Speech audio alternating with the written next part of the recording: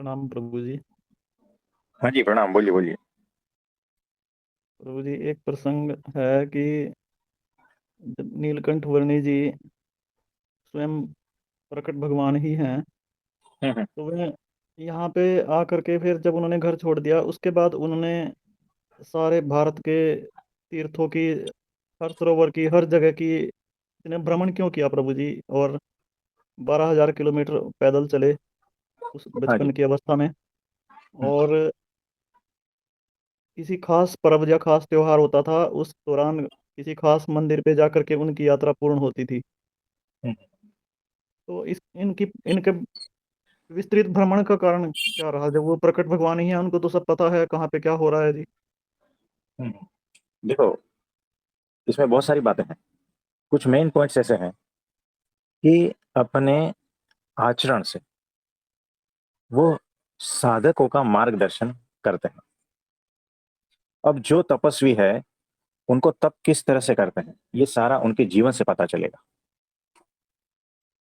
है ना। तो जी। वो लेवल दिखाया है उन्होंने तप का, क्या कोई कर सकता है ना। तो कितनी विकट परिस्थितियों में भी वो किस तरह से रहे ये दिखाना चाहते थे कि आपको भी इस तरह से रहना है। नहीं तो भगवान है सीधा लाइट बॉडी में आके दर्शन देंगे और ऐसे घुमाएंगे छड़ी चमत्कार ये वो सब, उसका कोई मतलब थोड़ी होता है। उससे आप थोड़ी सुधरते हो। मुझे जी। बताओ, भगवान के दर्शन से आपके भीतर के कोई भी विकार कम होते हैं क्या? आप तो वैसे के वैसे ही रहोगे। मूर्ति मंदिर तो दर्शन से कितने लोग जाते हैं बताओ, कितने बदल के आए हैं। भगवान के दर्शन नहीं, ही करने जाते हैं। नहीं बदलते तो जी। ऐसा नहीं है। वो अपने माध्यम से, अपने चरित्रों से काफी कुछ समझाना चाहते हैं। दूसरी बात, जितने भी तीर्थ स्थान है वो सब में गए हैं, उनको वापस तीर्थत्व प्रदान किया है। जी। आप समझे। जी प्रभु जी। यानी कुछ समय के बाद में है ना, उसमें बहुत सारा कचरा हो जाता है। तो तीर्थ को तीर्थत्व प्रदान करते हैं, है ना। तो देखो, आप जाओगे काशी में या ऋषिकेश में या जहां पर भी, जी। तीर्थ जैसा लगता है क्या? पर्यटन जैसा लग रहा है जी अब। लोगों के मानस को देखो वहां पर, है ना। अड्डे बन गए हैं जी। पंडितों के, दारू के, है ना, व्यापार के, ये सारे अड्डे बन गए, जी। है ना। तो वो तीर्थत्व प्रदान करते हैं, तो समय समय पर जो है ना वैसा करना पड़ता है। रिन्यू करते हैं ना, जैसे जी सर्विस प्रभु जी। करते हैं ना, बस वैसा समझ लो। जी। तो एक उद्देश्य ये है कि उनके संपर्क में जितने भी आए उन सबका कल्याण, यानी उनकी कल्याण यात्रा थी ये यात्रा जो जी। थी पूरी। तो जो भी जीव जंतु ये वो सब कुछ उनका कल्याण, जो भी मिलते हैं रास्ते में, जी। है ना, जो भी उनके संपर्क में आते हैं, जो भी मुमुक्षु है ना, जो भी भक्त है, जो भी साधक है, जो भी तपस्वी है, जो साधु सन्यासी है, जितने भी आते हैं ना उनको वहां से उठाकर और आगे, वहां से उठाकर और आगे नेक्स्ट लेवल पर पहुंचाते हैं, इस तरह से।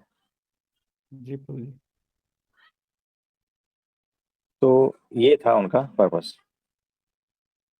अब ये शाम को ये पढ़ा था, तो मैं बोल करके पढ़ रहा था, उधर सतवेश बैठी सुन रही थी। तो उसमें जो उन्होंने अपने गुरुदेव से दो वचन मांगे थे, दो वरदान मांगे थे, हाँ जी। तो इतने इतना भावुक हुआ जी उनमें पढ़ करके कि उन्होंने देखो क्या मांगा है भक्तों के लिए, कि बोला नहीं हाँ जी। गया। मतलब रोनी आ गई पूरी, गला रुध गया था, बोल ही नहीं हम्म। पाया काफी देर तक कि क्या मांग लिया उन्होंने देखो। कि हाँ जी। बिच्छू के काटने के बराबर जो भी वो दंश होता है, जो भी प्रॉब्लम होती है हाँ।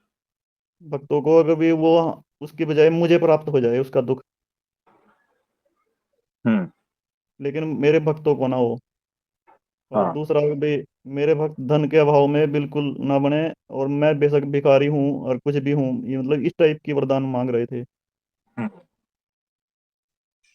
अरे, भगवान के आश्रित है, प्रगट भगवान के, उनके ही ना। तो जी उनका जो आश्रित है वो, उसको अगर दुख लगता है ना, तो समझना कि आपके दुख से परमात्मा अनंत गुणा दुख में है। वो जानते हैं, जी जी आपका दुख कम करते हैं, वो ले लेते हैं। ये ऐसा वरदान मांगा है। जी तो उनकी करुणा इस पृथ्वी पर सबसे अद्भुत करुणा है आज तक की। जी प्रभु जी। ऐसा है। और कुछ पूछना चाहते हैं? ये तो इतना ही पड़ा है जी अभी। आपको क्या मिला है ना, इसका आपको अंदाजा नहीं है अभी भी, याद रखना।